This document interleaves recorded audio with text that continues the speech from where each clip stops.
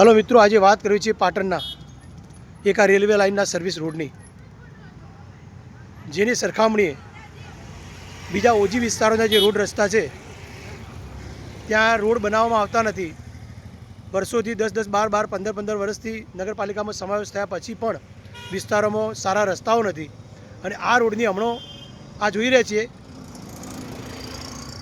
આ જે રોડ આપણે દેખાય છે આ રોડની હમણાં તાજેતરમાં કોઈ જરૂર હતી નહીં, છતાં પણ આ રોડ ગઈકાલે બધું પેચિંગ કામ કરી અને નવો બનાવવામાં આવ્યો છે. આ બંને બાજુ જોઈ રહ્યા છીએ.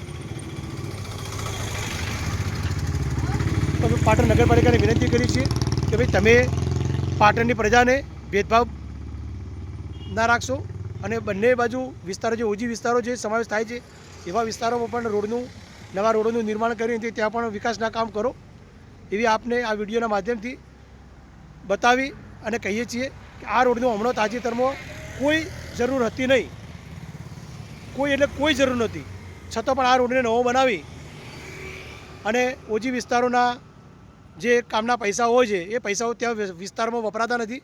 નગરપાલિકાના 11 વોર્ડના રામનગર વિસ્તાર છે ત્યાં દરેક ગલી કાચા રસ્તાની અત્યારે પણ છે, આખો વિસ્તાર હજુ કાચો છે. આખા વિસ્તારમાં એક સારા 4 રોડ નથી, 4 ટુકડા સારા રોડના નથી.